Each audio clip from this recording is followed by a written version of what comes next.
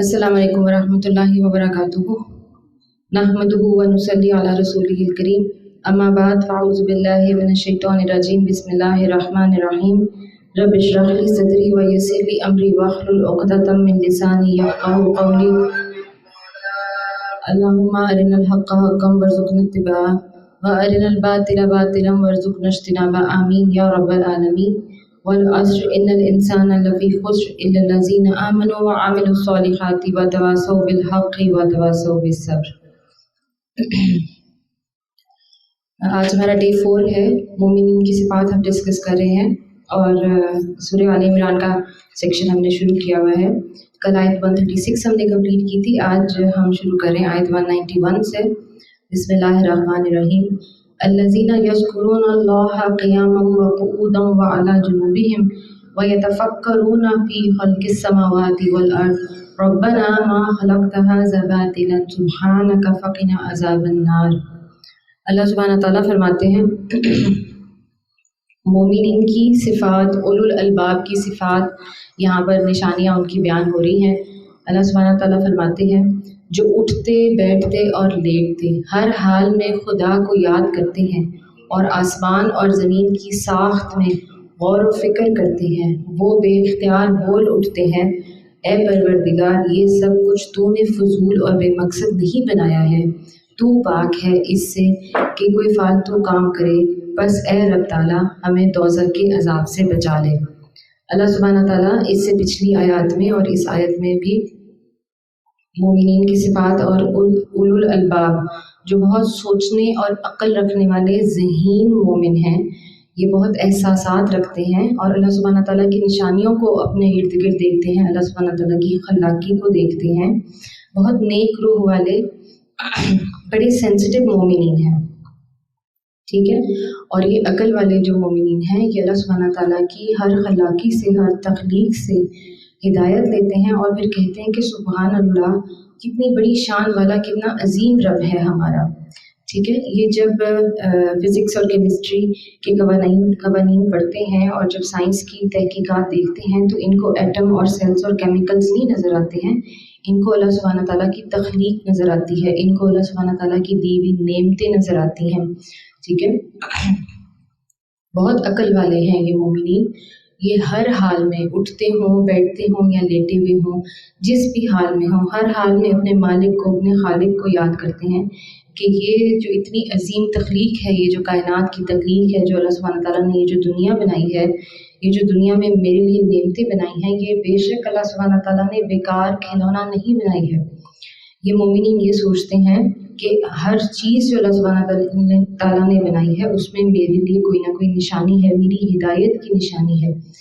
इसमें मेरे लिए कोई ना कोई मकसद है और इनको एब्सोल्यूट यकीन है कि ये जो कायनात और दुनिया है और बेशक मेरी यानी कि बेहैसियत इंसान जो मेरी तख्लीक है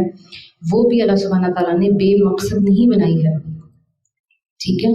तो बड़ी खूबसूरती से अल्लाह सुब्हानहू व तआला ने यहाँ पर अक़ल की तरफ इशारा फरमाया है मोमिनीन की, ठीक है, कि ये लोग बेवकूफ़ नहीं हैं, ये बेअक़ल नहीं हैं और ये हर चीज़ को अपने जो इर्द गिर्द हो रही है उसको बहुत अच्छे तरीके से ऑब्ज़र्व करते हैं, उसको अंडरस्टैंड करते हैं, गौर व फ़िक्र करते हैं। तो मोमिन गौर व फ़िक्र करता है तो ही उस पे हिदायत के दरवाज़े खुलते हैं, ठीक है। मुनाफिक अपनी हिदायत के दरवाज़े बंद करके बैठा होता है और काफिर के दिल पे तो अल्लाह सुब्हानहू व तआला ने मोहर लगा दी है। तो मोमिन जो है वो दोज़ख की आग से बचने की पनाह मांगता है, अल्लाह सुब्हानहू व तआला से दुआ करता है अपने रब ताला से कि या अल्लाह, तूने ना मुझे बेकार बनाया है, मेरा मकसद तेरी इताअत है, ना तूने ये दुनिया और कायनात बेकार बनाई है, इसका मकसद भी तेरी ही इताअत है, और ये तूने मेरे लिए सर करवाई है, ये तूने मेरे लिए नेमतें बनाई हैं, तो क्यों ना मैं हरदम तेरा शुक्र अदा करूँ। और ए मेरे प्यारे अल्लाह, ये जो तूने मुझे ईमान अता किया है इसको मेरे ख़ात्मे तक मेरे अंदर मुकम्मल रख, मेरे ख़ात्मे तक मेरे अंदर इसको, मेरे पुख्ता यकीन को कायम रख और मुझे कब्र के या दोज़ख के अजाब से बचाओ। इसके बाद 191 हमने डिस्कस की है। 192, 3 और 4 जो है वो मोमिनीन की दुआएं हैं और दुआएं क्योंकि बहुत ज़्यादा हैं कुरान करीम में, मैं सबकी सब तो यहाँ इंक्लूड नहीं कर सकती हूँ, बहरहाल आप उनको ज़रूर एक दफ़ा देखिएगा। तो उन दुआओं के जवाब में अल्लाह सुब्हानहू व तआला यहाँ पर इरशादात फरमा रहे हैं। आयत 195 है بسم اللہ الرحمن الرحیم فاستجاب لهم ربهم انی لا اضیع عمل عامل منکم من ذکر او انثى بعضکم من بعض فالذین هاجروا واخرجوا من دیارهم واوذوا فی سبیلی وقتلوا وقتلوا لا کفرن عنهم سیئاتهم ولا ادخلنهم جنات تجری من تحتها الانہار ثوابا من عند اللہ واللہ عنده حسن الثواب۔ جو اوپر اللہ سبحانہ تعالیٰ سے دعائیں کی ہیں مومنین نے، اس کے جواب میں ان کے رب نے فرمایا میں تم میں سے کسی کا عمل ضائع کرنے والا نہیں ہوں، خواہ مرد ہوں یا عورت، تم سب ایک دوسرے کے ہم جنس ہو، لہٰذا جن لوگوں نے میری خاطر اپنے وطن چھوڑے اور میری راہ میں اپنے گھروں سے نکالے گئے اور ستائے گئے اور میرے لیے لڑے اور مارے گئے، ان سب کے قصور میں معاف کر دوں گا اور انہیں ایسے باغوں میں داخل کروں گا جن کے نیچے نہریں بہتی ہوں گی، یہ ان کی جزا ہے اللہ کے ہاں اور بہترین جزا اللہ ہی کے پاس ہے۔ مومنین کو اللہ سبحانہ تعالیٰ نے یہاں پر آئیڈینٹیفائی کیا ہے ایک طریقے سے کہ کون ہیں وہ لوگ جو میری راہ میں نکلتے ہیں، اور کیا میں نے ان کے لیے انعامات اور اکرام جو ہیں وہ تیار کر رکھے ہیں۔ اللہ سبحانہ تعالیٰ فرما رہے ہیں کہ میں اپنے مقرب بندوں کا کوئی عمل ضائع نہیں کرتا، اور یہ بھی فرما رہے ہیں کہ تم مرد ہو یا عورت، یعنی کہ اللہ سبحانہ تعالیٰ کے لیے جو ہمارے اعمال ہیں وہ سب کے سب برابر ہیں، ٹھیک ہے۔ ہم دو جنسیں ہیں جو اللہ سبحانہ تعالیٰ نے دنیا میں پیدا کی ہیں، مرد اور عورت، اور عمل کے لحاظ سے، نیکی کے لحاظ سے اللہ سبحانہ تعالیٰ کے ہاں ہم ایبسولوٹلی برابر ہیں، دعا کی قبولیت کے لحاظ سے، جنت دوزخ کے درجوں کے لحاظ سے اللہ سبحانہ تعالیٰ نے ہم سب کو برابر رکھا ہے، ٹھیک ہے، اس لیے کہ ایک کے بغیر دوسرے کا وجود ہی ممکن نہیں ہے۔ تو اللہ سبحانہ تعالیٰ کیا فرما رہے ہیں کہ اے مرد اور اے عورت، اے انسان، تیرا عمل میرے لیے برابر ہے، اور جو تو عمل کرتا ہے میرے لیے میں اس کو ضائع نہیں کرتا۔ ساتھ ہی یہ فرما رہے ہیں کہ یہ جو مومنین ہیں یہ کیسے مومنین ہیں، یہ ہجرت کرنے والے ہیں میری راہ میں، میری خاطر سختیاں برداشت کرتے ہیں، یہ میری وجہ سے، دین کی وجہ سے، میرے حکم پر عمل کرنے کی وجہ سے دنیا میں ستائے گئے ہیں، انہوں نے میری راہ میں جہاد کیا ہے۔ تو اگر مومن میرے لیے نیک اعمال کرتا ہے، مومن عمل صالح کرتا ہے، اللہ سبحانہ تعالیٰ فرمانے کہ میں اس کو تنہا نہیں چھوڑتا، میں پھر اس کو دنیا میں اکیلا نہیں چھوڑتا، یہ عمل صالح کر رہا ہے تو میں اس کا معاون ہوں، میں اس کا مددگار ہوں،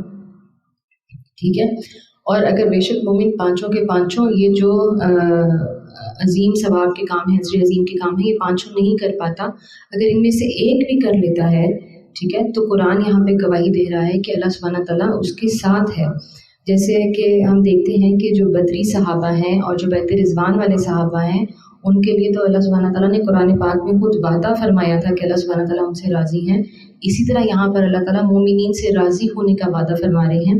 شرط یہ ہے کہ وہ اللہ کی راہ میں انہوں نے کیا ہو، جو ان کے اعمال ہیں، جو ان کے عمل صالح ہیں، جو ان کی تکلیفیں انہوں نے اٹھائی ہیں، خالص اللہ کی خوشنودی کے لیے کی گئی ہیں، اور ان میں کسی قسم کی کوئی ریاکاری شامل نہیں ہے۔ کیا فرما رہے ہیں اللہ سبحانہ تعالیٰ کہ میں ان سے وعدہ کرتا ہوں، آسان حساب کا وعدہ کرتا ہوں، پھر میں ان سے جنت میں نہروں کا وعدہ کرتا ہوں، پھر اللہ سبحانہ تعالیٰ ان کو بہترین جزا دینے کا وعدہ کرتے ہیں۔ بہت ہی خوبصورت مقامات ہوتے ہیں قرآن کریم میں جہاں پر مومنین سے پہلے خطاب کیا جاتا ہے اور پھر ان سے نعمتوں کی اور نہروں کی اور جنتوں کی کے وعدے کرتا ہے قرآن پاک۔ تو اس آیت سے ہمیں جو مومنین کی صفات آئیڈینٹیفائی ہوتی ہیں وہ یہ سمجھ آتی ہیں کہ انہوں نے ہجرت کی ہے دنیا میں، ٹھیک ہے، اپنے خاندان سے ہجرت کی ہے، یا اپنے مکان سے ہجرت کی ہے، یا اپنے شہر سے ہجرت کی ہے، اپنی مرضی سے کی ہے، اور صرف اللہ سبحانہ تعالیٰ کی خاطر کی ہے، مال دولت اسباب ملازمت کے لیے نہیں ہجرت کی ہے، اللہ اور اللہ کے دین کی خاطر ہجرت کی ہے۔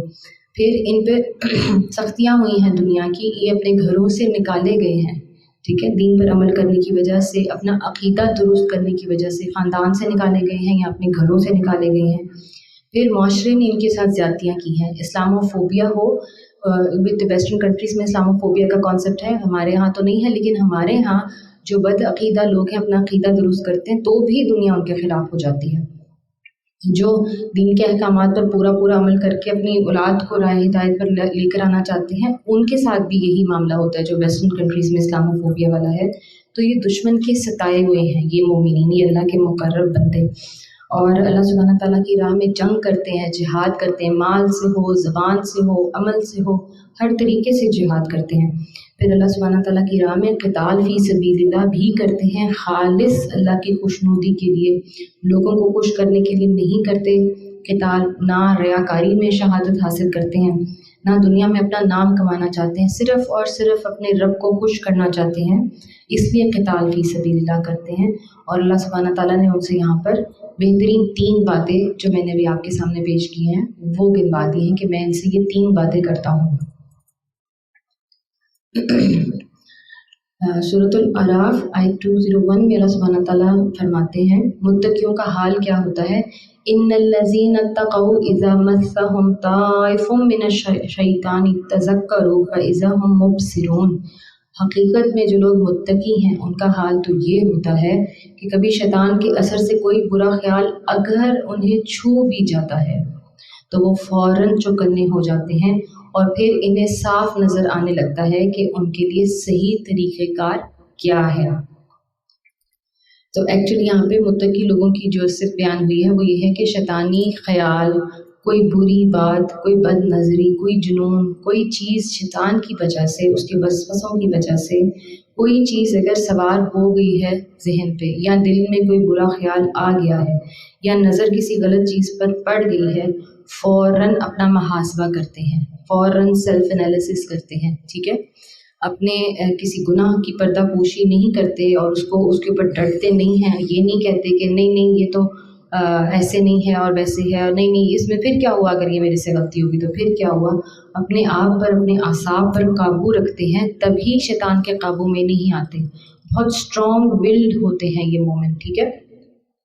اگر ان کا پردہ شیطان کے دھوکے کی وجہ سے ان کا دل کا پردہ ہٹ جاتا ہے تو فوراً اپنے دل پر قابو پاتے ہیں، فوراً اللہ سبحانہ تعالیٰ کی مدد چاہتے ہیں، اللہ سبحانہ تعالیٰ کے غصے سے ڈرتے ہیں اور فوراً اپنے رب کے آگے دعا کرتے ہیں چوکنے ہو کر، اس لیے کہ مومن اپنی عقل کو حاوی رکھتا ہے، دل کو حاوی نہیں ہونے دیتا۔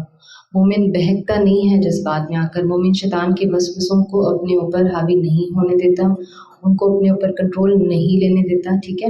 حالات اور واقعات اور معاملات کے ساتھ بہہ نہیں جاتا ہے، بہت زیادہ سیلف انالیسس والا اور سیلف کنٹرول والا ہوتا ہے مومن، یہ فرما رہے ہیں اللہ سبحانہ تعالیٰ۔ آگے چلتے ہیں، سورہ انفال آیت 2 میں فرما رہے ہیں انما المؤمنون الذین اذا ذکر اللہ وجلت قلوبهم واذا تلیت علیہم آیاتہ زادتہم ایمانا وعلی ربہم یتوکلون۔ سچے اہل ایمان تو وہ لوگ ہیں جن کے دل اللہ کا ذکر سن کر لرز جاتے ہیں، اور جب اللہ کی آیات ان کے سامنے پڑھی جاتی ہیں تو ان کا ایمان بڑھ جاتا ہے اور وہ اپنے رب پر اعتماد رکھتے ہیں، ٹھیک ہے۔ 3 صفات اللہ سبحانہ تعالیٰ یہاں پر فرما رہے ہیں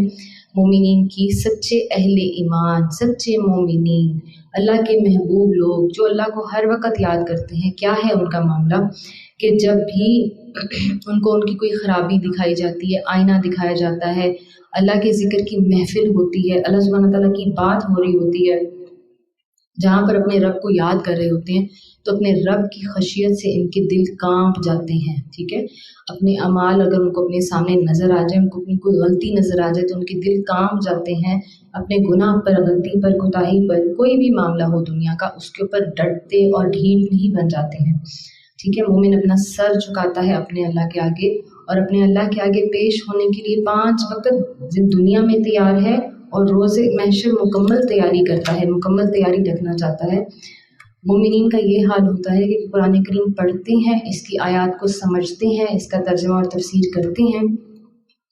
وہ آپ بار بار کریں یا کبھی کبھار کریں تو اکثر ان کی آنکھوں سے آنسو جاری ہوتے ہیں، اکثر اللہ سبحانہ تعالیٰ کے خوف سے ان کے دل لرزتے ہیں۔ جب اللہ سبحانہ تعالیٰ کی آیات ان کے سامنے پڑھی جاتی ہیں تو اللہ کے احکام ان کے آگے اور کلیئر ہو جاتے ہیں، یہ اور اللہ کی طرف دوڑتے ہیں، یہ مزید اپنی زندگی کو اللہ سبحانہ تعالیٰ کے حکم کے حوالے کرنا چاہتے ہیں۔ دنیا کی مشکلات کا اور مستقبل کے فیصلوں کا خوف ان کے اوپر طاری نہیں ہوتا کہ میں اگر حرام کمائی چھوڑوں گا، میں سود کے بازار سے نکلوں گا، میں اپنے مال کو پاک کروں گا تو پھر میں کماؤں گا کہاں سے، پھر مجھے یہ نعمتیں کہاں سے ملیں گی جو سب مجھے اللہ نے دی ہیں۔ یا وہ ہندوانہ رسموں کو چھوڑتے ہیں، اپنے شادی بیاہ، اپنے غم اور خوشی کو اللہ سبحانہ تعالیٰ کے حکم کے مطابق نبی اکرم صلی اللہ علیہ وآلہ وسلم کی سنت کے مطابق ڈھالنا چاہتے ہیں، تو ان کو دنیا کا خوف طاری نہیں ہوتا، ان کو رشتہ داروں کا خوف طاری نہیں ہوتا، اپنی اور اپنی اولاد کی زندگی بدلنے کے لیے صرف اور صرف اللہ سبحانہ تعالیٰ کی رسی کو تھامتے ہیں اور اپنے ایمان کو بڑھاتے ہیں۔ جس لیول تک پہنچ گئے ہیں آج، کل اس سے آگے بڑھنا چاہتے ہیں۔ آج اگر حجاب کرتے ہیں تو کل نقاب کرنا چاہتے ہیں، آج اگر داڑھی رکھی ہے تو کل ٹوپی پہننا چاہتے ہیں، عمامہ پہننا چاہتے ہیں، اپنی اولاد کو صحیح راہ پر لانا چاہتے ہیں، دین کی تعلیم دینا چاہتے ہیں۔ بے شک دنیاوی تعلیم بہت ضروری ہے، لیکن دنیا میں چلنے تک کے لیے دنیاوی تعلیم ہے۔ اللہ سبحانہ تعالیٰ کے احکام کو جاننے کے لیے سب سے پہلے علم جو ہمیں حاصل کرنا چاہیے، جو ہم سب سے آخر میں حاصل کرتے ہیں، وہ قرآن کا علم ہے، اللہ سبحانہ تعالیٰ کی شریعت کا، اس کے احکام کا، اس کی مرضی جاننے کا علم ہے۔ مومن اپنا یہ علم بڑھاتا ہے، مومن اپنے عمل کو بہتر کرتا ہے، ہمیشہ اسٹرائیو اور اسٹرگل کرتا ہے پہلے سے زیادہ اوپر کا درجہ حاصل کرنے کے لیے، پہلے سے زیادہ ایمان کو اپنی زندگی میں ایبزارب کرنا چاہتا ہے۔ اور مومن کیا کرتا ہے؟ اپنے رب پر اعتماد رکھتا ہے، اس کو مکمل یقین ہے کہ میرے رب نے میرے لیے جو فیصلہ کیا ہے، میں اپنے رب کا حکم ماننے کے لیے جو اس دنیا میں کر رہی ہوں، جس سے لڑ رہی ہوں، جس سے جنگ کر رہی ہوں، جن حالات سے میں گزر رہی ہوں، یہ سب اللہ سبحانہ تعالیٰ میری بیٹرمنٹ کے لیے کر رہے ہیں، یہ سب میں میری بہتری ہے، میرا انجام بہتر ہے، مجھے اس دنیا کی انجام کی فکر نہیں ہے، میری منزل تو بہت آگے کی ہے، میری منزل تو حوض کوثر کی ہے، میری منزل تو جنت الفردوس کی ہے۔ وہ ہے مومن کی منزل، اور اس کو مکمل اپنے رب پر اعتماد رہتا ہے کہ یہ جو میں جس راہ پر چل پڑا ہوں، یہ جو میں نے اللہ کی راہ اپنائی ہے، یہ جو میں نے اللہ کا رنگ اپنایا ہے، اللہ سبحانہ تعالیٰ مجھے اکیلا نہیں چھوڑے گا انشاءاللہ تعالیٰ۔ آیت نمبر 3 سورہ انفال میں اللہ سبحانہ تعالیٰ فرماتے ہیں الذین یقیمون الصلاۃ ومما رزقناہم ینفقون، جو نماز قائم کرتے ہیں اور جو کچھ ہم نے ان کو دیا ہے اس میں سے ہماری راہ میں خرچ کرتے ہیں۔ یہ جو مومنین کی صفت ہے، یہ ہم نے سورہ بقرہ میں بھی ڈسکس کی تھی، سورہ آل عمران میں بھی ڈسکس کی تھی، اور یہ بار بار قرآن کریم میں ریپیٹ ہوئی ہے کئی مرتبہ۔ دو بڑی صفات کہ نماز قائم کرتے ہیں، نماز پڑھنے کی بات نہیں آتی ہے، جب بھی آتی ہے نماز قائم کرنے کی بات آتی ہے، اور ہم نے اس کو 2-3 مرتبہ آلریڈی ڈسکس بھی کیا ہے۔ نماز قائم تب ہوتی ہے جب زندگی بدلتی ہے، نماز قائم تب ہوتی ہے جب انسان خضوع اور خشوع کے ساتھ، توجہ کے ساتھ طہارت حاصل کرتا ہے، وضو کرتا ہے، اس کے سطر میں، اس کے جسم میں، اس کے لباس میں نماز کا رنگ نظر آتا ہے۔ ایک نماز سے دوسری نماز کے درمیان کے جو اس کے اعمال ہیں وہ اللہ کے حکم کی نافرمانی کے لیے نہیں ہوتے ہیں۔ ایک نماز سے دوسری نماز کے درمیان وہ کفر اور شرک کے کام نہیں کرتا ہے، وہ منافقت نہیں کرتا ہے۔ ان کی نمازیں جو ہیں، مومنین کی نمازیں، وہ ان کا رنگ ان کی مجلسوں میں نظر آتا ہے، مکس گیدرنگ اور شراب کی گیدرنگ اور ڈانس پارٹیز میں نہیں جاتا ہے مومن۔ اس کی نماز اس کے اوپر اللہ سبحانہ تعالیٰ کا رنگ چڑھاتی ہے، اس کو فحاشی سے بچاتی ہے۔ یہ فحاشی سے نماز تبھی بچائے گی جب وہ روبوٹ کی طرح نہیں نماز پڑھا، بلکہ نماز کو دل سے پڑھ رہا ہے، اپنے اللہ کے آگے کھڑے ہونے کا اس کو احساس ہے کہ ہاں بالکل یہ جو میں 5 وقت اپنے اللہ کے دربار میں پیش ہوتا ہوں، میں نے جو نیکسٹ میٹنگ میرے اللہ کے ساتھ ہے، جو میری نیکسٹ نماز ہے، جو میری نیکسٹ پیشی ہے، اس میں نے ابھی اس وقت جو کچھ کیا ہے اس کا حساب دینا ہے۔ اور اپنے اعمال پر اس کو پختہ یقین ہوتا ہے کہ یہ جو فرشتے میرے دائیں اور بائیں بیٹھے ہوئے ہیں، ان کو لکھ رہے ہیں، یہ میرے اللہ کے آگے میرا دفتر پیش ہونا ہے۔ یہ ہے نماز قائم کرنا، ٹھیک ہے۔ نماز پڑھ کے رکوع اور سجود کر کے 4 سورتیں پڑھ کے ٹکرے مار کر نہیں چلا جاتا ہے جائے نماز سے۔ ایسا نہیں ہے کہ ایک نماز پڑھی اور اس کے بعد رشوت کے دفتر میں بیٹھ گیا جا کے، پھر ایک نماز پڑھی اور جا کے سود کا کاروبار شروع کر دیا، پھر ایک نماز پڑھی اور جا کے فحاشی کی کسی محفل میں بیٹھ گیا، گانے بجانے کی محفل میں بیٹھ گیا، کانوں میں گانے لگا لیے ایئر فونس کے ساتھ۔ یہ نہیں ہے مومن کی نماز۔ مومن یقیمون الصلاۃ ہے، مومن کے ساتھ یہ صفت عظیم ہے اللہ سبحانہ تعالیٰ نے جو ہمیشہ کے لیے جوڑ دی ہے کہ یہ جو تو میرے آگے 5 مرتبہ پیش ہوتا ہے، یہ لازماً تمہارے اندر تبدیلی لے کر آئے گا۔ اور دوسری بڑی صفت مومنین کی جو بار بار قرآن کریم میں بیان ہوتی ہے، اللہ سبحانہ تعالیٰ نے جو رزق دیا ہے، جو حلال رزق دیا ہے، جو اللہ نے اپنی نعمتیں دی ہیں تمہیں، اس میں سے تم خرچ کرتے ہو۔ تمہارا اپنا تو کچھ بھی نہیں ہے اس دنیا کا، تمہارا اپنا نہ مال ہے، نہ اولاد ہے، نہ مکان ہے، نہ زمین ہے، نہ یہ ساری نعمتیں ہیں جس پر تم خوش ہوتے ہو، جس پر تمہیں لگتا ہے کہ میرا دنیا میں بڑا اسٹیٹس بلند ہو گیا ہے، اللہ سبحانہ تعالیٰ کہہ رہے ہیں سارے کا سارا تمہارا نہیں ہے، ہم نے دیا ہے اور ہمارے بندوں کا اس میں سے حصہ ہے، تو لازماً تم خرچ کرو۔ تو یہ جو دو مومنین کی صفات ہیں تقریباً ہر دوسری تیسری صورت میں یہ ریپیٹ ہوتی ہیں۔ آیت نمبر 4 ہے اولئک هم المؤمنون حقا لهم درجات عند ربهم ومغفرۃ ورزق کریم،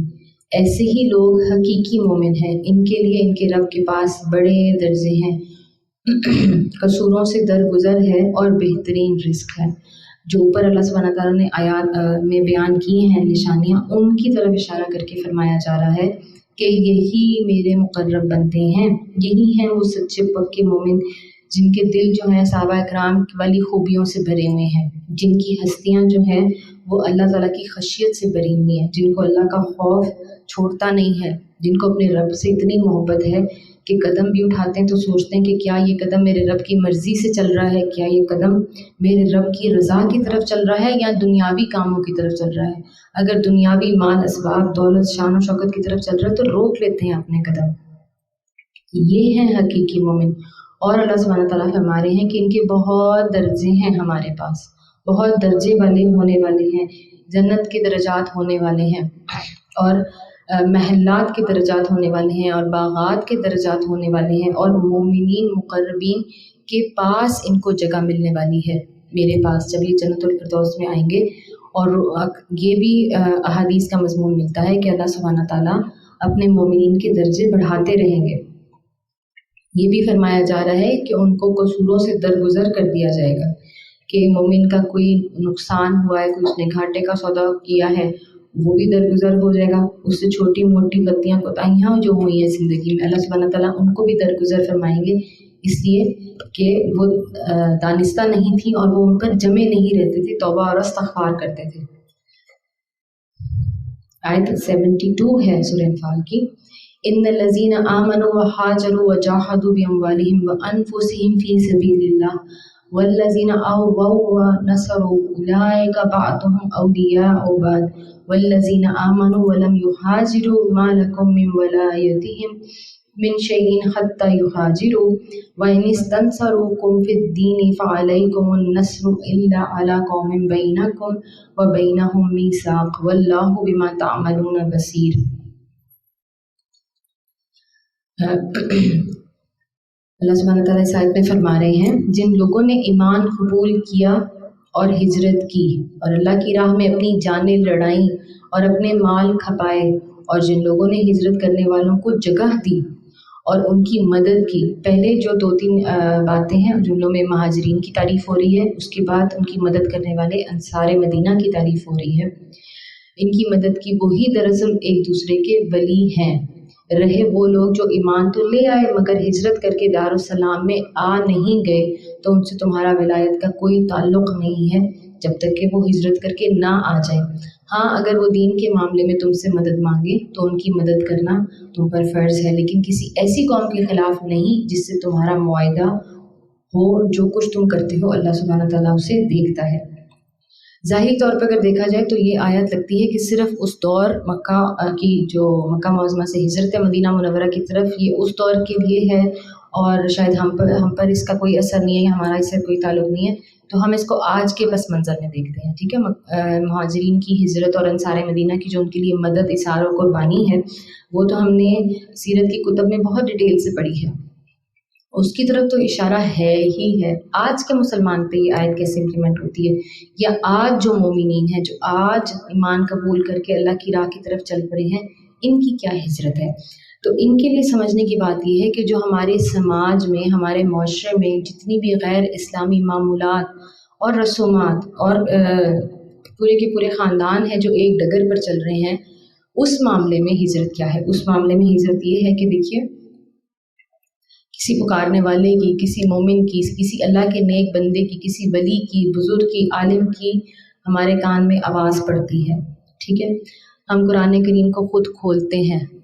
ہم سیرت طیبہ کو خود کھولتے ہیں، خود پڑھتے ہیں اور خود سمجھنا شروع کرتے ہیں، ہماری ہجرت شروع ہو جاتی ہے۔ ٹھیک ہے، اس طرح یہ آیت ہمارے اوپر امپلیمنٹ ہوتی ہے. ہم اپنی زندگی میں تبدیلی محسوس کرتے ہیں قرآن پڑھتے اور سمجھتے ہیں. جیسے ہم آج یہاں بیٹھے کوشش کر رہے ہیں کہ منافقت سے بچنے اور مومن بننے کا سفر مسلمان کیسے پورا کریں. تو ہم جب آیات کو سمجھتے ہیں، ہم اللہ سبحانہ تعالیٰ کی طرف لپکتے ہیں، اللہ تعالیٰ کی طرف اپنے دھیان لگاتے ہیں. اللہ تعالیٰ ہمیں یہاں سے ہماری ہجرت شروع ہو جاتی ہے، ہماری مدد فرمانی شروع کرتا ہے. ٹھیک ہے، اپنے خاندان کے خلاف جاتے ہیں، غیبت کی محفلیں چھوڑتے ہیں. سب سے بڑا جو آج کی مسلمان عورت کا جہاد ہے نا، اور مجھے لگتا ہے کہ یہی ہے کہ غیبت کی محفل سے اٹھنا یا اس کو چھوڑنا. اللہ سبحانہ تعالیٰ کا خوف جب دل میں بھرتا ہے اور کسی کی برائی کرنے سے انسان رکتا ہے، اس کی زبان جب گالی گلوچ سے رکتی ہے، غیبت سے رکتی ہے اور ساتھ دوسروں کو بھی روکتی ہے. ہمارا غیبت کی محفل کو چھوڑنا یا انکار کرنا یا منع کرنا کیا پتہ کتنے لوگوں کے دل بدلے. تو اس پہ یہ جو ہے یہ ہمارا جہاد ہے، یہ ہماری ہجرت ہے، یہ ہماری محنت ہے. ہم اپنے اللہ سبحانہ تعالیٰ کے مطابق اپنی اولاد کی پرورش کرتے ہیں، ان کے احکام کے مطابق اپنے بچوں کی شادیاں کرتے ہیں، نبی اکرم صلی اللہ علیہ وسلم کی سیرت پر چلتے ہوئے اپنے خوشیاں اور غم اس طریقے سے مناتے ہیں. ٹھیک ہے، اور مسلمان عورت پردہ کرتی ہے، اور مسلمان اور مرد جو ہے وہ 5 وقت مسجد میں نماز پڑھتا ہے. اپنی اٹائر کو، اپنے گیٹ اپ کو، اپنے مال کو، غرض یہ کہ زندگی کے جتنے معاملات ہیں ان کو جب دنیا کی بجائے اللہ کی رضا کی طرف شفٹ کرتا ہے تو یہ اس کی ہجرت ہے. اللہ سبحانہ تعالیٰ فرما رہے ہیں کہ جو اللہ کی راہ میں یہ سب کرتے ہیں، اپنے مال اپنی جان کھپاتے ہیں، ان لوگوں کے لیے مدد ہے. اور جنہوں نے ان کی مدد کی دنیا میں، یعنی کہ جن لوگوں نے آپ کی ہیلپ کی اللہ کی راہ کی طرف ڈالنے میں، جنہوں نے آپ کی ہیلپ کی قرآن کریم کو سمجھنے اور سمجھانے میں، ان سب کا بھی اس میں انشاءاللہ تعالیٰ شیئر ہے. ان سب کو بھی اللہ سبحانہ تعالیٰ نے فرما دیا کہ وہ تمہارے ولی، وہ تمہارے دوست ہیں جنہوں نے تمہیں سیدھی راہ پہ ڈالا ہے. تو یہ جو دنیا کے معاملات اور معاشرت سے جو تمہاری ہجرت ہے، اور یہاں پر جو تمہارے ناصر ہیں، جو تمہارے مدد کرنے والے انصار ہیں، یہ سب اللہ سبحانہ تعالیٰ کے دوست ہیں، اور یہ سب انشاءاللہ تعالیٰ جنت میں اکٹھے ہونے والے ہیں. آیت 73 والذین کفروا بعضهم اولیاء بعض الا تفعلوه تکن فتنة فی الارض وفساد کبیر. جو لوگ منکر حق ہیں وہ ایک دوسرے کی حمایت کرتے ہیں، اگر تم یہ نہ کرو گے تو زمین میں فتنہ اور بڑا فساد برپا ہوگا. اس سے پچھلی آیت میں دیکھیے مسلمانوں کو اکٹھا کیا ہے، مہاجر اور انصار کو اکٹھا کیا ہے دین پر، اللہ کے حکم پر اکٹھا کیا ہے، اللہ کے نبی کی سنت پر اکٹھا کیا ہے. پھر فرمایا ہے کہ منافق اور منکر اور کافر جو ہیں ہمیشہ ایک دوسرے کے دوست ہونے والے ہیں، تمہیں ان سے کوئی خیر نہیں ملنا، اس لیے تمہارا انجام ان کے ساتھ نہیں ہونا چاہیے، تمہارا دنیا میں ساتھ ان کے ساتھ نہیں ہونا چاہیے. کیوں تم اللہ کے دیار کی طرف، دارالاسلام کی طرف تم کیوں ہجرت کر کے آ رہے ہو؟ کیونکہ تمہیں اللہ کا ساتھ چاہیے. اور کافر متحد ہے، ایک دوسرے کی حمایت کرتا ہے. جب تک مسلمانوں تم متحد نہیں ہوگے، جب تک تم ایک دن پر اکٹھے نہیں ہوگے، زمین میں فتنہ اور فساد برپا ہوتا رہے گا. اور یہ ہم اپنی آنکھوں سے آج کے دور میں، اور جب سے سلطنت عثمانیہ خلافت اسلام جو ہے وہ کلیپس ہوئی ہے، تب سے ہم دیکھ رہے ہیں 100 سال سے اوپر کا عرصہ ہو گیا ہے کہ مسلمانوں کا زوال چل رہا ہے. اور اس کی وجہ یہی ہے کہ یہ آپس میں ہی پھٹے ہوئے ہیں. کل ہم نے سورہ آل عمران کی آیت دیکھی تھی، آیات، اور سورہ بقرہ کی، جہاں پہ اللہ سبحانہ تعالیٰ نے مسلمانوں کو پھٹنے سے اور فرقہ واریت سے منع فرمایا ہے. اور یہاں بھی یہی فرمایا جا رہا ہے کہ وہ متحد ہیں، وہ ایک دوسرے کی حمایت کرتے ہیں. تم کیوں نہیں اکٹھے ہوتے؟ جب تک تم پھٹے ہوئے ہو یہ فتنہ اور فساد برپا ہوتا ہی رہے گا. اگلی آیت میں فرماتے ہیں والذین آمنوا وہاجروا وجاہدوا فی سبیل اللہ والذین آووا ونصروا اولئک هم المؤمنون حقا لہم مغفرۃ ورزق کریم. جو لوگ ایمان لائے اور جنہوں نے اللہ کی راہ میں گھر بار چھوڑے اور جد و جہد کی اور جنہوں نے پناہ دی اور مدد کی، وہی سچے مومن ہیں، ان کے لیے خطاؤں سے درگزر ہے اور بہترین رزق ہے. یہی مضمون ہم نے پہلے بھی آیات میں پڑھا ہے. اور اللہ سبحانہ تعالیٰ یہاں پر مہاجرین اور انصار کی مدد کا وعدہ فرما رہے ہیں اور ان کو اجر عظیم عطا کر رہے ہیں. ان کے لیے باعزت رزق ہے، ان کے لیے مغفرت ہے، اور ان کے لیے ہمیشہ کی کامیابی ہے. سورہ توبہ آیت 111 میں پڑھ رہی ہوں. سورہ توبہ ہم نے دیکھی تھی کہ غज़वा तबूक के बस मंज़र में सूरह तौबा के जो वाक़यात थे वो नाज़िल हुए थे। इन्ना अल्लाह अश्तरा मिनल मुअमिनीना अनफुसहुम व अम्वालहुम बिअन्ना लहुमुल जन्नह युक़ातिलूना फ़ी सबीलिल्लाहि फ़यक़्तुलूना व युक़्तलून वअदन अलैहि हक़्क़न फ़ित तौराति वल इंजीलि वल क़ुरआन वमन औफ़ा बिअहदिही मिनल्लाहि फ़स्तबशिरू बिबैइकुमुल्लज़ी बायअतुम बिही वज़ालिका हुवल फ़ौज़ुल अज़ीम। हकीकत ये है कि अल्लाह ने मोमिनों से उनके नफ्स और उनके माल जन्नत के बदले ख़रीद लिए हैं। बड़ी ही खूबसूरत बात है अल्लाह सुब्हानहू व तआला जो यहाँ पर फरमा रहे हैं, और ये मोमिनीन की खुशकिस्मती की निशानी है कि अल्लाह सुब्हानहू व तआला ने मोमिनों से उनके नफ्स और उनके माल जन्नत के बदले ख़रीद लिए हैं। वो अल्लाह की राह में लड़ते और मारते और मरते हैं। उनसे जन्नत का वादा अल्लाह सुब्हानहू व तआला के ज़िम्मे एक पुख्ता वादा है तौरात और इंजील और कुरान में। और कौन है जो अल्लाह से बढ़कर अपने अहद का पूरा करने वाला हो? बस खुशियाँ मनाओ अपने इस सौदे पर जो तुमने खुदा अल्लाह सुब्हानहू व तआला से चुका लिया है, यही सबसे बड़ी कामयाबी है। ऐसे जैसे ग्रीटिंग्स नहीं दी जाती, जैसे मोमिनीन को इंसेंटिव दिया जाता है तो फिर उनको बड़ी सी खुशखबरी सुनाई जाती है, बिल्कुल वो मिजाज है इस आयत का। यहाँ पर अल्लाह सुब्हानहू व तआला एक तो जिहाद फ़ी सबीलिल्लाह के बदले बेहतरीन वादा फरमा रहे हैं, दूसरा समझने की मोमिन के लिए बात ये है कि ये जो माल असबाब जिसका सौदा, ये जो नफ्स जिसका सौदा, ये जो हमारी जान है जिसका सौदा अल्लाह सुब्हानहू व तआला कर रहे हैं, ये अल्लाह ही की तो दी हुई है, ये अल्लाह सुब्हानहू व तआला की ही तो इमानत है हमारे पास। ठीक है, तो ये जो जान उन्होंने दी है, ये जो माल दिया है, ये जो नेमतें दी हैं,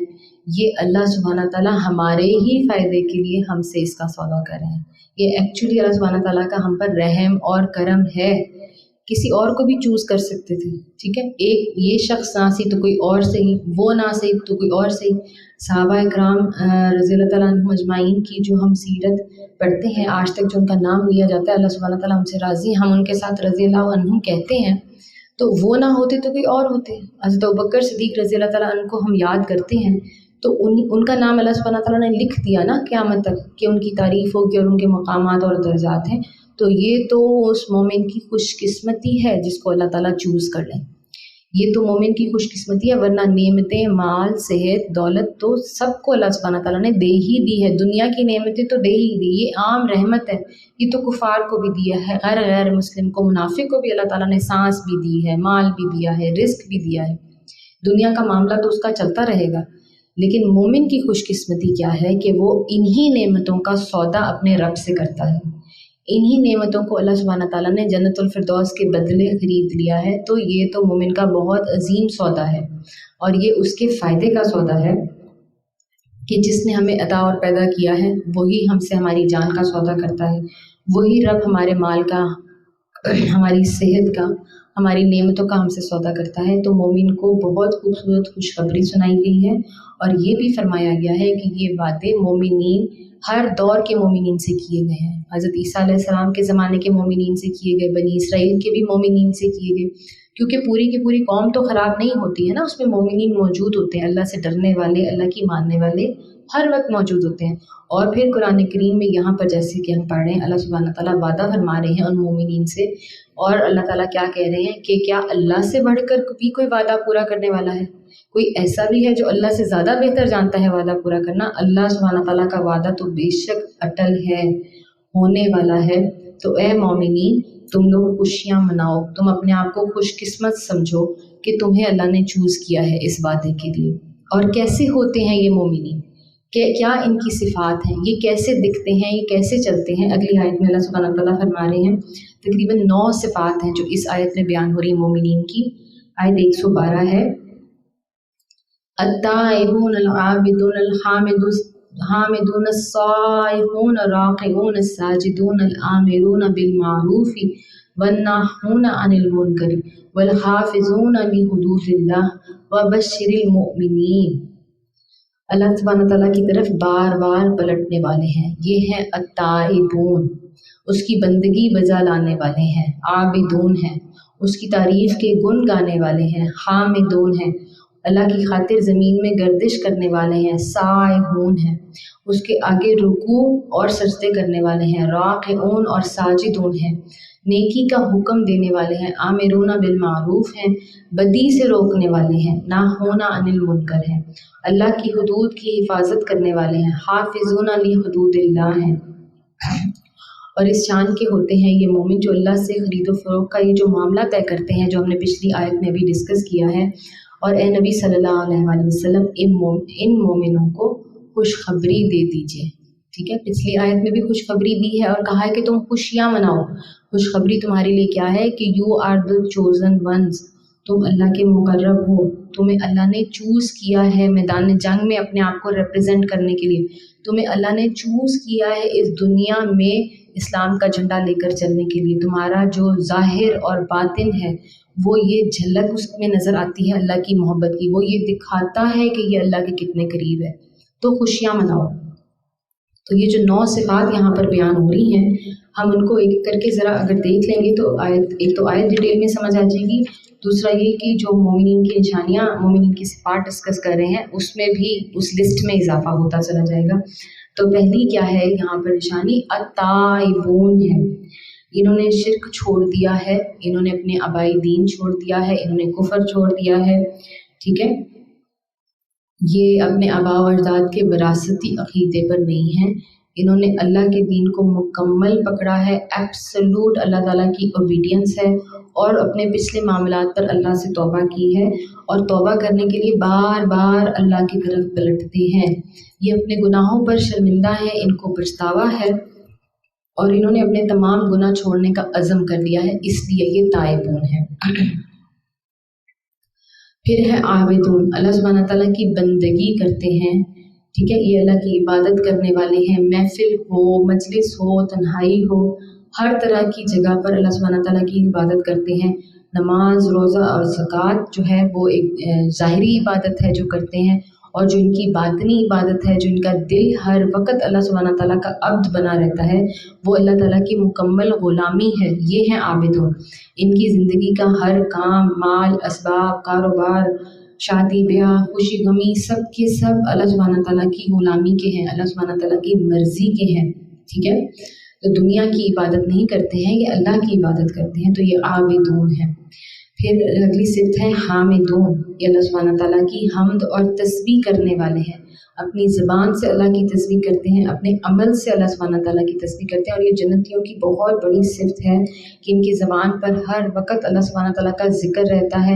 الحمدللہ رب العالمین کہتے ہیں، سبحان اللہ وبحمدہ سبحان اللہ العظیم کہتے ہیں، اور مسلمان قوم کو جو ہے علماء قوم حامدون کے نام سے گنتے ہیں، جیسے امت محمدی جو ہے مسلمانوں کا نام ہے، اسی طرح قوم حامدون بھی مسلمانوں کا نام ہے کہ یہ وہ قوم ہے جو ماشاء اللہ اور انشاءاللہ اور سبحان اللہ اس طرح کے کلمات سے ان کی گفتگو بھری رہتی ہے، ان کو ہر وقت ہر قدم اٹھاتے، کھانا کھاتے، چلتے پھرتے، اٹھتے بیٹھتے، ہر وقت اللہ کی یاد ستاتی ہے، اس کو یاد کرتے ہیں اور اپنی زبان کو اللہ سبحانہ تعالیٰ کے ذکر سے ہر دم تر رکھتے ہیں، تو یہ ہیں حامدون۔ اگلی صفت ہے السائحون، اللہ سبحانہ تعالیٰ کی خاطر زمین میں گردش کرتے ہیں، ٹھیک ہے، اللہ سبحانہ تعالیٰ کی خاطر زمین میں سفر کرتے ہیں، مشقت اٹھاتے ہیں، اللہ کے لیے جہاد کرتے ہیں، ٹھیک ہے۔ روزے دار کا بھی اللہ سبحانہ تعالیٰ کی خاطر جہاد ہے، یہ جو ہم اتنے خوبصورت مہینے کے آخری گھڑیوں کی طرف چل رہے ہیں، تو یہ جو ہم نے پورا مہینہ اللہ سبحانہ تعالیٰ کی خوشنودی، ان کو خوش کرنے کی خاطر جو ہم بھوکے رہے ہیں فجر سے لے کے مغرب تک، صرف اور صرف اللہ کے لیے یہ ہم نے سیاحت کی ہے، یہ ہم نے اللہ کے لیے مشقت اٹھائی ہے۔ پھر علم پھیلانے کے لیے دنیا میں سفر کرتے ہیں، دنیا میں گردش کرتے ہیں، علم حاصل کرنے کے لیے دنیا میں سفر اور گردش کرتے ہیں۔ ابو داؤد کی حدیث ہے کہ نبی اکرم صلی اللہ علیہ وآلہ وسلم نے فرمایا ہے کہ میری امت کی سیاحت اور مشقت جہاد فی سبیل اللہ ہے،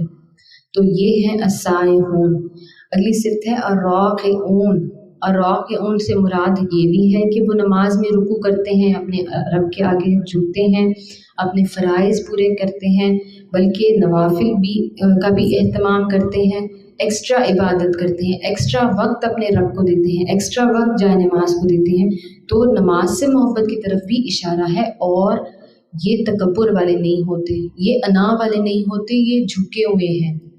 یہ دھیمے ہیں، یہ نیچے ہو کر رہتے ہیں، نیچے ہو کر چلتے ہیں، یہ دوسرے لوگوں کے اوپر حاوی نہیں ہوتے، تکبر نہیں ہے اور انا نہیں ہے، یہ ہے الراکعون۔ اگلی صفت ہے الساجدون، نماز میں سجدہ کرنے والے ہیں، اپنے رب کے آگے شکر کے بھی سجدے کرتے ہیں اور تسبیح کے بھی سجدے کرتے ہیں۔ تو پتہ یہ چلتا ہے، دیکھیے نماز کی طرف سے دو صفات مومنین کی صفات میں اللہ تعالیٰ نے شامل کر دی ہیں، رکوع بھی کرتے ہیں اور سجدہ بھی کرتے ہیں، حالانکہ ایک کہنا بھی کافی تھا کہ نماز پڑھتے ہیں، لیکن دو دفعہ اس کو رپیٹ کرنے کا مطلب یہی ہے کہ نماز کی کتنی امپورٹنس ہے، مومن کی شخصیت اور اس کی صفات میں نماز کو درجے زیادہ ہیں، اس لیے دو مرتبہ الگ الگ طریقوں سے اشارہ فرمایا ہے کہ یہ جو ہے مومن اپنے درجات کی بلندی کے لیے نمازیں پڑھتے ہیں، ایکسٹرا نوافل پڑھتے ہیں، رکوع بھی کرتے ہیں اور سجدے بھی کرتے ہیں۔ اگلی صفت ہے الآمرون بالمعروف، نیکی کا حکم دینے والے ہیں۔ یہ مومن جو ہیں یہ توانا شخصیت کے ہیں، یہ بڑے بہادر ہیں، ان کے اندر اللہ کی محبت جو ہے وہ جرأت پیدا کرتی ہے کہ وہ نیکی کو پھیلائیں، صرف اپنے آپ کی اصلاح کر کے فارغ ہو کر نہیں بیٹھ جاتے ہیں، اپنے بعد اپنی اولاد کی اصلاح کرتے ہیں، اپنے گھر کی اصلاح کرتے ہیں، اپنے خاندان کی اصلاح کرتے ہیں، اپنے محلے کی اصلاح کرتے ہیں، ٹھیک ہے، صرف اپنے آپ کو لپیٹ کر سمیٹ کر نیک بن کر نہیں بیٹھ جاتے ہیں، ان کو سب کی فکر ہے، صحیح اور غلط کو پوائنٹ آؤٹ کرتے ہیں، ٹھیک ہے۔ ہمیں 3 درجے جو ہیں ایمان کے وہ تو بڑے مشہور ہیں جو بیان ہوتے ہیں عمومی طور پہ کہ زبان سے روکو، ہاتھ سے روکو، زبان سے روکو، دل میں برا جانو، لیکن مومن کی کوشش یہی ہوتی ہے کہ وہ اس کو ہاتھ اور زبان سے روکے، دل میں برا جانا تو پھر بہت کمزوری والی معاملہ ہو جاتا ہے، تو ان میں اخلاقی جرأت ہے اور یہ نیکی کا حکم دیتے ہیں، دین کی تبلیغ کرتے ہیں، اللہ کی بات کرتے ہیں اور ڈرتے نہیں ہیں۔ جب نیکی کی تبلیغ دیتے ہیں تو ساتھ ہی ان کی دوسری صفت کیا بیان کی ہے، الناہون عن المنکر،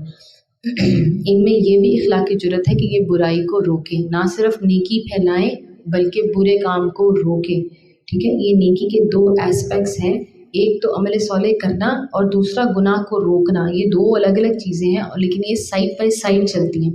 خالی عمل صالح کرنا، خالی نماز پڑھ لینا، خالی روزہ رکھ لینا اور زکوٰۃ دے لینا مومن کے لیے کافی نہیں ہے،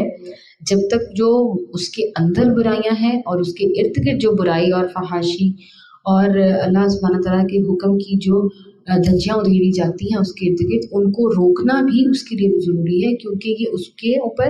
اور اس کے ارد گرد انوائرمنٹ کے اوپر اثر ڈالتی ہیں، ٹھیک ہے۔ تو وہ نماز بھی پڑھتا ہے اور وہ نیکی کا حکم دیتا ہے اور وہ برائی سے روکتا ہے، اور ان کی کیا صفت ہے کہ اللہ کی حدود کی حفاظت کرنے والے ہیں، حافظون علی حدود اللہ ہیں، ٹھیک ہے۔ سب سے پہلی بات تو یہاں پر یہ ضروری ہے کہ اس کو اللہ کی حدود کا علم ہے، پہلے تو یہ ہونا لازم ہے۔ جب تک ہمیں یہی نہیں پتہ ہوگا کہ اللہ ہم سے چاہتے کیا ہیں، اللہ سبحانہ تعالیٰ کو کیسا مومن چاہیے، ان کو کیسا انسان چاہیے، ان کو کیسا معاشرہ چاہیے، ان کو کیسا نظام چاہیے، جب تک یہ علم ہی نہیں ہوگا تو کیسے اللہ کی حدود کی حفاظت ہو سکتی ہے۔ تو دین کا علم حاصل کرتے ہیں، اس کو سمجھتے ہیں، اپنے رب کی مرضی منشا جاننے کی کوشش کرتے ہیں، اپنے نبی صلی اللہ علیہ وآلہ وسلم کی سیرت اور حدیث پڑھتے ہیں، اس سے اپنے لیے اسباق نکالتے ہیں اور اپنا جو شیوہ ہے، جو طریقہ مومن کا ہونا چاہیے، اس کو انڈرسٹینڈ کرتے ہیں، ٹھیک ہے۔ جانوروں کی طرح آئے دنیا میں کھائے پیا مر کے چلے گئے، یہ مومن کا شیوہ نہیں ہے۔ حدود کی حفاظت اس طرح کرتا ہے کہ جب اس کو علم آ جاتا ہے کہ کیا صحیح کیا غلط ہے، کیا شریعت کی راہ ہے، کیا طریقہ ہے اولاد کی پرورش کا، کیا طریقہ ہے گھر بار چلانے کا، کاروبار کرنے کا، حلال رزق کمانے کا کیا طریقہ ہے، جب اس کو سمجھ آ جاتی ہے پھر وہ اس پر عمل کرتا ہے اور اس عمل کو پھر وہ پھیلاتا ہے۔ تو یہ اللہ سبحانہ تعالیٰ نے بندگی کی اور مبلغانہ مزاج کی اور امت کی اصلاح کی تمام صفات جو ہیں وہ مومنین کی یہاں پر چیدہ چیدہ بیان کرتی ہیں، اور مومن کے پاس یہ جو اس کی صفات ہیں، یہ اس کی لا زوال نعمتیں ہیں، یہ آخر تک انشاءاللہ تعالیٰ اس کے ساتھ چلنے والی ہیں اور وہ بہت زیادہ فائدہ پہنچانے والا ہے معاشرے کو۔ آیت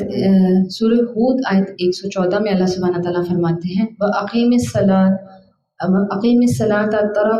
طَرَفَیِ النَّہَارِ وَزُلَفًا مِّنَ اللَّیلِ إِنَّ الْحَسَنَاتِ یُذْہِبْنَ السَّیِّئَاتِ ذَلِکَ ذِکْرًا لِلذَّاکِرِینَ، اور دیکھو نماز قائم کرو دن کے دونوں سروں پر اور کچھ رات گزرنے پر،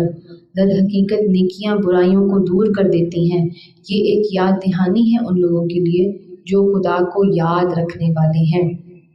نماز کے اوقات کی طرف یہاں پر اشارہ فرمایا جاتا ہے کہ مومنین اللہ سبحانہ تعالیٰ کو دن کے کس کس حصے میں بار بار یاد کرتے ہیں۔ تو سب سے پہلے تو فرمایا ہے اقیم الصلاۃ کہ نماز قائم کرو، اور نماز قائم کرو والی بات ہم نے کافی ڈسکس کر لی ہے، آج بھی کی ہے، کل بھی کی تھی، کہ مومن کی زندگی میں نماز کا اثر نظر آتا ہے۔ اور کیا فرمایا جا رہا ہے کہ دن کے دونوں کنارے، یعنی کہ جو پہلا کنارہ ہے دن کا، جو طلوع فجر سے شروع ہو جاتا ہے، وہ نماز کا وقت مومن کا ہے، وہ اس وقت اللہ کو یاد کرتا ہے۔ پھر دن کا جو آخری کنارہ ہے، آخری جو وقت ہے غروب آفتاب سے پہلے کا وقت ہے، یعنی کہ ظہر اور عصر کا وقت، جب دن ختم ہو رہا ہوتا ہے اس وقت اپنے رب کو یاد کرتا ہے۔ پھر رات کے پہروں میں یاد کرتا ہے۔ اللہ سبحانہ تعالیٰ فرما رہے ہیں کہ رات گزرنے پر بھی مومن مجھے یاد کرتا ہے، یعنی کہ جب رات داخل ہوئی ہے مغرب کا وقت ہے، اور جب رات آگے چل پڑی ہے عشاء کا وقت ہے، اور رات کے ایک تہائی حصے میں بھی جو تہجد کی نماز مومنین ادا کرتے ہیں، تو ہر وقت اللہ سبحانہ تعالیٰ کی یاد اپنے دل میں، اپنے جسم میں، اپنی زندگی میں رکھتے ہیں، اپنے دن کو ایکچولی نماز کے ارد گرد ریگولیٹ کرتے ہیں۔ دن کی مصروفیات سے وقت نکال کر نماز نہیں پڑھتے ہیں، اپنے دن کو نماز کے ارد گرد چلاتے ہیں کہ یہ جو وہ کام ہے، فلاں کام یہ میں فجر کے بعد کروں گا انشاءاللہ تعالیٰ۔ اور مال کمانا اور حلال روزی کمانے کے لیے اللہ سبحانہ تعالیٰ اس کو ظہر تک بہت وقت دیتا ہے کہ تم جاؤ اور اپنے رب کی خزانوں میں سے نعمتیں کماؤ۔ حضرت ابو ذر غفاری رضی اللہ تعالیٰ عنہ سے روایت ہے کہ نبی اکرم صلی اللہ علیہ وآلہ وسلم نے فرمایا، برائی کے ساتھ ہی نیکی کرو تو نیکی برائی کو مٹا دیتی ہے۔ اور نماز کے لیے تو نبی اکرم صلی اللہ علیہ وسلم کی بہت مشہور مثالیں موجود ہیں کہ جس کے گھر کے کنارے ایک نہر بہتی ہو اور وہ دن میں 5 مرتبہ اس سے نہاتا ہو، کیا اس کے جسم پر کوئی گندگی بچی رہ جاتی ہے؟ یہ بہت مشہور حدیث کا مفہوم ہے، اور مثال یہاں پر یہی دی جا رہی ہے کہ نماز وہ مومن دن میں اتنی مرتبہ بار بار اللہ کو یاد اس لیے کرتا ہے، نماز اس لیے پڑھتا ہے کہ بار بار اس کی صفائی ہوتی رہے، بار بار جو اس کے صغیرہ گناہ ہیں وہ دھلتے رہیں، اس کی شخصیت پاک ہو، اس کا ذہن پاک ہو، اس کا دل پاک ہو، یہاں تک کہ جب اس کو اپنے رب کے آگے پیش ہونے کا وقت آ جائے تو وہ پاک صاف ستھرا ہو کر اپنے رب کے آگے پہنچے۔ علماء کرام یہ بھی فرماتے ہیں، نماز پڑھنے کے حکم کی جب ڈیٹیل ڈسکس ہوتی ہے تو یہ بھی فرماتے ہیں کہ اللہ سبحانہ تعالیٰ نے جن چیزوں کو کرنے کا حکم دیا ہے اور جن چیزوں سے رکنے کا حکم دیا ہے، اس میں ضروری یہ ہے کہ جن کو کرنے کا حکم دیا ہے نا، ان کو سب سے پہلے شروع کر دیا جائے، ان کو فوراً اپنا لیا جائے، ان کو فوراً ان کے اوپر عمل درآمد شروع کر دیا جائے، اور آہستہ آہستہ ایونچولی جو چھوڑنے کے احکام ہیں نا وہ خود بخود آسان لگنے لگتے ہیں۔ تو ایک مرتبہ ایک شخص آیا، اس نے نبی کریم صلی اللہ علیہ وسلم سے پوچھا، حدیث کا مفہوم یہ ہے کہ اگر کوئی چوری کرتا ہے اور وہ نماز بھی پڑھتا ہے تو یا رسول اللہ آپ اس کے لیے کیا فرمائیں گے؟ تو نبی کریم صلی اللہ علیہ وسلم نے فرمایا کہ وہ نماز پڑھتا رہے، آخر نماز اس کی چوری چھٹا دے گی۔ اسی طرح ایک اور مرتبہ جھوٹ کے سلسلے میں نبی کریم صلی اللہ علیہ وسلم نے فرمایا کہ اس کی نماز اس کا جھوٹ چھڑوا دے گی۔ تو نماز مومن جو قائم کرتا ہے، جو 5 وقت اس کی حاضری ہے، وہ اس کی تیاری ہوتی ہے، ہر لمحے کی اس کی تیاری ہوتی ہے کہ اللہ سبحانہ تعالیٰ پھر اس کو بھٹکنے نہیں دیتے، اس کو وہ اپنے عمل میں اتنا پکا ہو جاتا ہے کہ شیطان کی وسوسے سے جھٹکتا ہے، اپنے دن کو نماز کے ارد گرد ریگولیٹ کرتا ہے، اپنا مال حلال کماتا ہے، ہر قدم اٹھانے سے پہلے سوچتا ہے کہ ظہر کا وقت ہونے والا ہے تو کسی فوش مجلس یا کسی غلط کام کی طرف نہیں جاتا، ٹھیک ہے۔ رات کے پہروں میں اللہ تعالیٰ کو یاد کرتا ہے، تو جب اللہ کو یاد کرے گا تو اس کے بعد اللہ کی نافرمانی کی محفلوں میں تو نہیں جائے گا، راتوں کو اٹھ کر زنا کی، فحاشی کی، شراب کی محفلوں میں تو نہیں جائے گا۔ تو یہ جو نماز قائم کرنا ہے، اس کی امپورٹنس اسی لیے ہے، یہ جنت کی کنجی اسی لیے ہے کہ یہ مومن کو چلانے والا آلہ ہے، یہ مومن کو برائی سے روکنے والا آلہ ہے، یہ اس کو ریگولیٹ کرتی ہے، اس کو ڈسپلن دیتی ہے، اس کو تیار کرتی ہے اپنے رب کے احکام ماننے کے لیے، اور جب وہ یہ صحیح طریقے سے کرتا ہے تو برائیاں خود بخود اس سے دور ہوتی چلی جاتی ہیں، وہ خود بخود برائیوں سے چھٹتا چلا جاتا ہے۔ سورہ یوسف آیت 87 میں اللہ سبحانہ تعالیٰ فرماتے ہیں، یا بنی اذهبوا فتحسسوا من یوسف واخیہ نہیں sorry I am so sorry, سورہ یوسف کی نہیں، سورہ رعد کی آیت نمبر 20 ہے، الذین یوفون بعہد اللہ ولا ینقضون المیثاق، اور ان کا طرز عمل یہ ہوتا ہے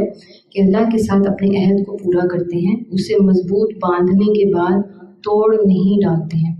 تو یہ جتنے عہد اللہ سبحانہ تعالیٰ نے ابھی بیان فرمائے ہیں، نماز کے اور جہاد فی سبیل اللہ کے اور جو ہجرت کے عہد ہیں، یہ ان کی طرف بھی اشارہ ہے کہ مومن اپنے عہد پر پورا اترتا ہے، اور ساتھ ہی ساتھ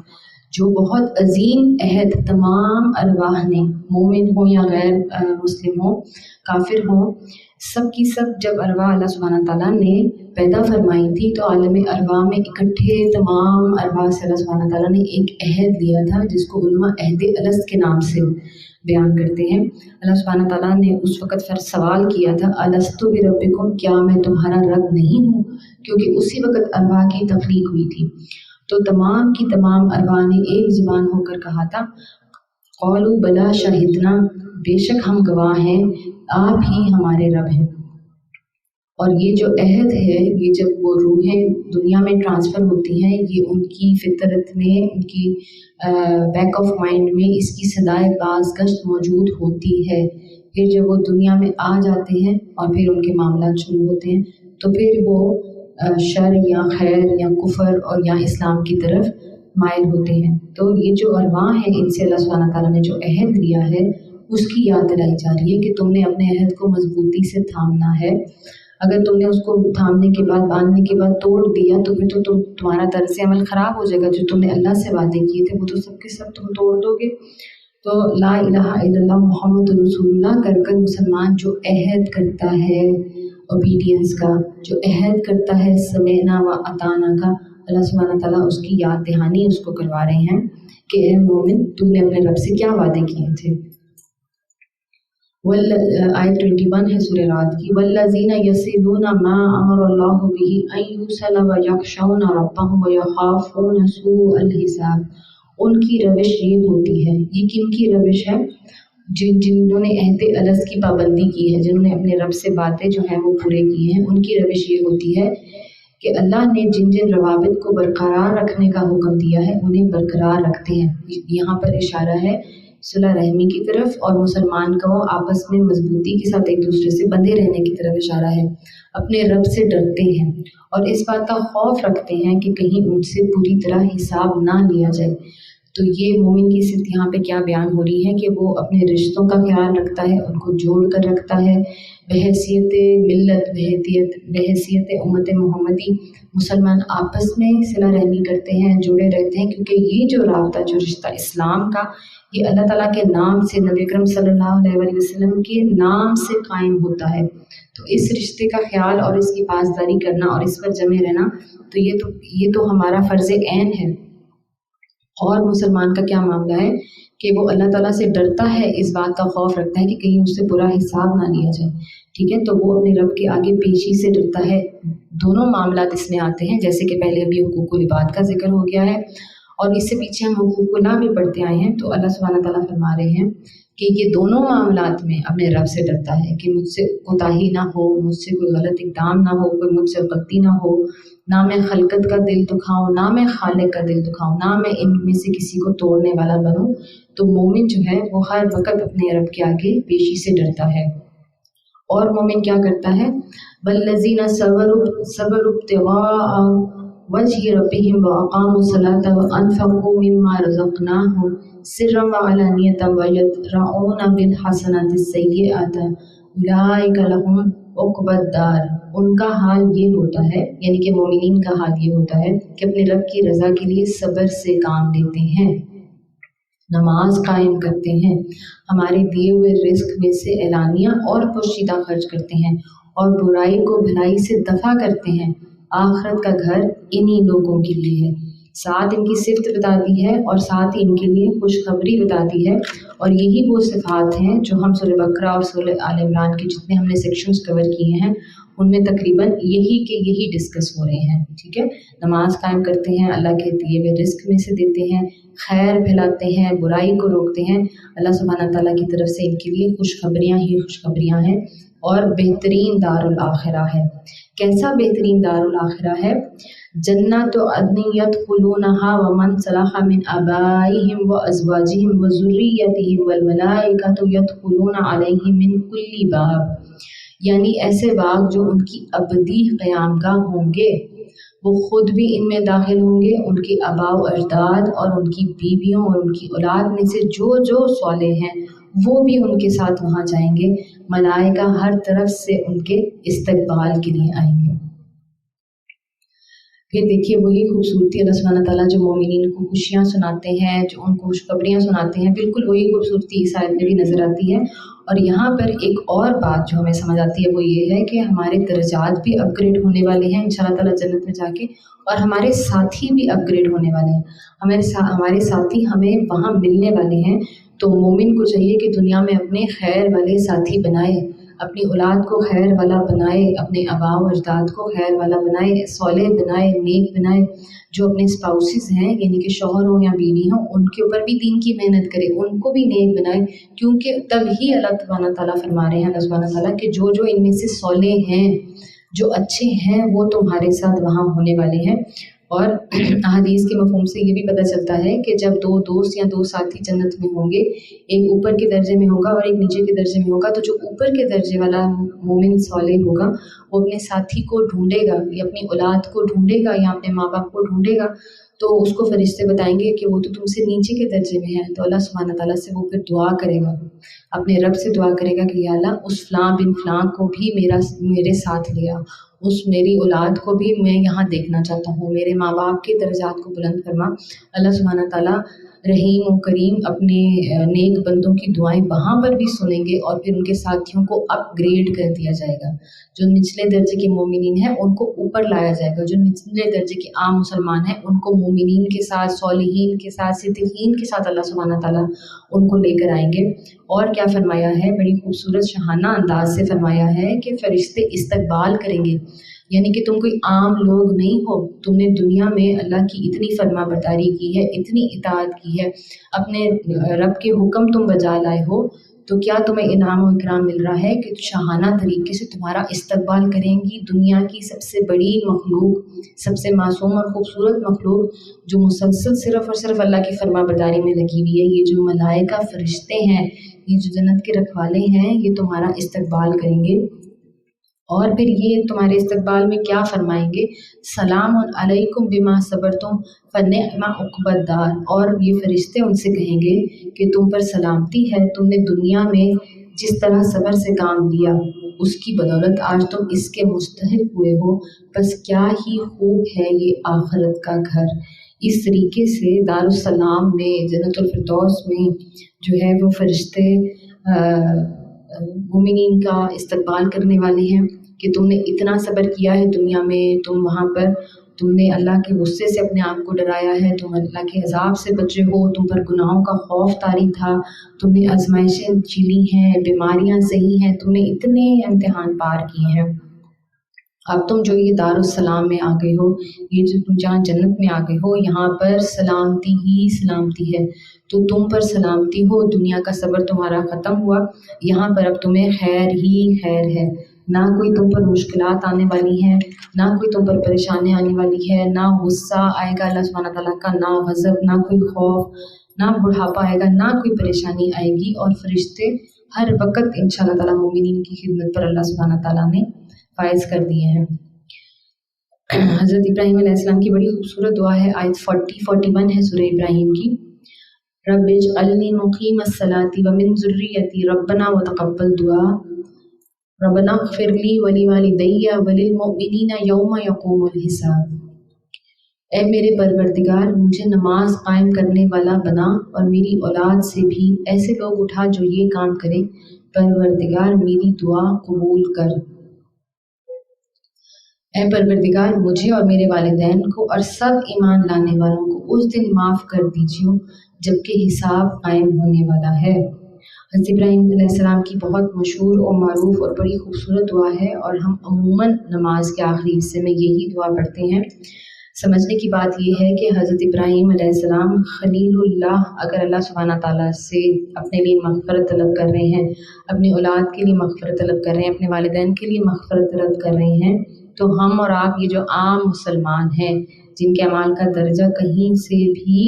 انبیاء کرام کے درجات کے برابر نہیں ہے، تو ہمیں تو دن میں کتنی بار استغفار کرنا چاہیے، ہمیں تو کتنی مرتبہ معافی مانگنی چاہیے۔ اور دیکھیے یہ امپورٹنٹ بات یہ ہے کہ کیونکہ مومنین کی صفات میں اقیم الصلاۃ بار بار آیا ہے، تو حضرت ابراہیم علیہ السلام بھی ایک دائمی دعا جو ہمیں سکھا دی گئی ہے، اس دعا میں یہی مانگ رہے ہیں کہ اے میرے پروردگار مجھے نماز قائم کرنے والا بنا۔ اور وجہ اس کی وہی ہے کہ کفر اور اسلام میں فرق کرنے والی چیز، مومن کے جسم کو، دماغ کو، روح کو درست کرنے والی، ریگولیٹ کرنے والی چیز سب سے امپورٹنٹ جو ہے وہ نماز ہی ہے۔ تو مومن اپنی نماز سر سے اتار کر پھینکتا نہیں ہے، مومن اپنی نماز کو اپنے اندر جذب کرتا ہے۔ اور حضرت ابراہیم علیہ السلام جو ہے وہ ہمیں نصیحت فرما رہے ہیں کہ صرف اپنے لیے تم نے دعا نہیں کرنی، تم نے اپنے والدین کے لیے کرنی ہے، اپنی اولاد کرنے کے لیے کرنی ہے، کیونکہ ہم نہیں جانتے کہ کس کی دعا کس کے لیے قبول ہو جاتی ہے۔ اور یہ ایک حدیث کا مفہوم ہے کہ جب کوئی مومن مسلمان کسی دوسرے کے لیے دعا کرتا ہے، فرشتے اس پہ آمین کہتے ہیں، تو اللہ سبحانہ تعالیٰ پوچھتے ہیں کہ کیا دعا، حالانکہ اللہ تعالیٰ تو عالم کل شیء ہے، عالم الغیب ہے، وہ تو جانتے ہیں کہ مسلمان کیا دعا کر رہا ہے۔ تو فرشتے کہتے ہیں کہ یا اللہ یہ اپنے فلانے مسلمان بھائی کے لیے یہ دعا کر رہا ہے، خیر کی دعا کر رہا ہے، رزق کی کر رہا ہے، عمل میں برکت کی کر رہا ہے، نعمتوں میں اضافے کی کر رہا ہے، عمر درازی کی دعا کر رہا ہے، جو بھی دعا کر رہا ہے، تو اللہ سبحانہ تعالیٰ فرماتے ہیں کہ اس کے خود کے لیے بھی پہلے اس دعا کے لیے آمین کہو، کہ وہ دعا سب سے پہلے تمہارے حق میں خود قبول ہوتی ہے، پھر جس کے لیے تم مانگ رہے ہو۔ تو ہم نہیں جانتے کہ ہماری دعائیں کن کن کو لگتی ہیں، اسی لیے جب مغفرت کی دعا کی جاتی ہے تو ضرور تمام مومنین مومنات کے لیے ضرور دعا کرنی چاہیے، کہ ہم نہیں جانتے ہیں کہ ہماری دعائیں کہاں تک پہنچتی ہیں اور ہماری دعائیں ہمیں کن کن درجات کی بلندی تک پہنچاتی ہیں۔ اور جو ہمارے عزیز و اقارب اس دنیا سے چلے گئے ہیں، چاہے 100 سال پہلے چلے گئے ہوں یا اس سے پہلے جتنے حضرت آدم علیہ السلام سے لے کے آج تک گئے ہیں، ہزاروں سال کے مسلمان اس دنیا سے چلے گئے ہیں، سب تک ہماری دعاؤں کی درجات پہنچتے ہیں انشاءاللہ تعالیٰ، اور دعا مانگنے والے کے بھی وہی درجات کی بلندی اللہ سبحانہ تعالیٰ فرماتے ہیں۔ ایک اور صفت ہے جو مومن کی بیان ہو رہی ہے،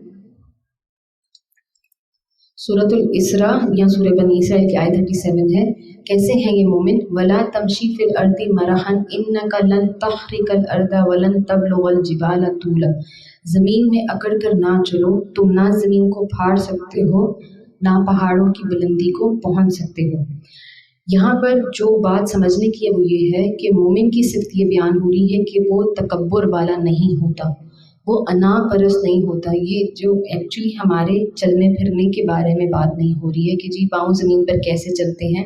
اس کی طرف اشارہ نہیں ہے۔ اس میں سمجھنے کی نشانی یہ ہے کہ مومن عاجز ہے، خود پسند نہیں ہے، ٹھیک ہے،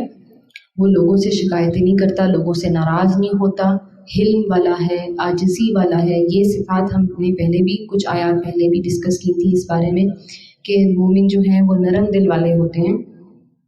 وہ لوگوں سے شکوے شکایتیں نہیں کرتے ہیں، عفو و درگزر والے ہوتے ہیں، غصہ پی جانے والے ہوتے ہیں۔ تو جب وہ ایسے ہیں تو پھر ان کی شخصیت میں انا نہیں ہے، ٹھیک ہے،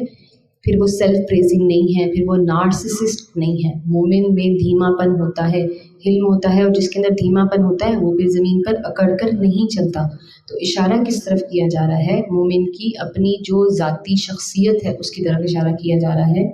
کہ وہ غرور والا نہیں ہے، ٹھیک ہے، اور وہ یہ بہت اچھے طریقے سے جانتا ہے کہ اللہ سبحانہ تعالیٰ کی مرضی سے